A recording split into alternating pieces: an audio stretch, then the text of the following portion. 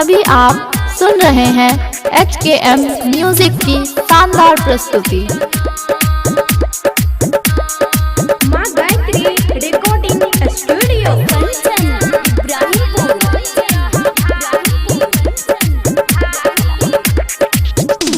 यो सैया सारी लगई भारी जींस टॉप मंगाई दिया ना। यो सैया सारी लगई भारी जींस टॉप मंगाई दिया ना। जींस टॉप मंगाई दिया ना। यो हॉट पैंट मंगाई दिया ना। अहाँ से कहया अहाँ के जनानी जींस टॉप मंगाई दिया ना। यो सोइया सारी लगई भारी जींस टॉप मंगाई दिया ना।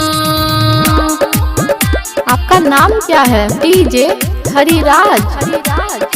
डीजे हरिराज। अभी आप सुन रहे हैं HKM म्यूजिक की शानदार प्रस्तुति।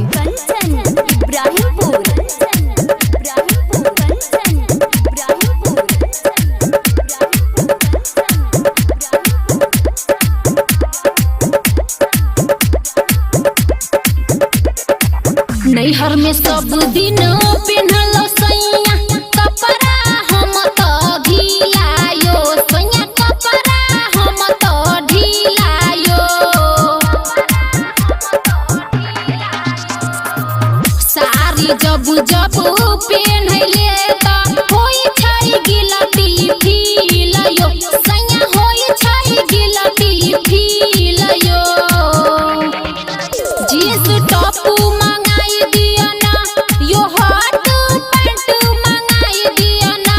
यो सोइया सारी लगई भारी जींस टॉप मंगाई दिया ना। यो सोइया सारी लगई भारी जींस टॉप मंगाई दिया ना। अभी आप सुन रहे हैं HKM म्यूजिक की शानदार प्रस्तुति।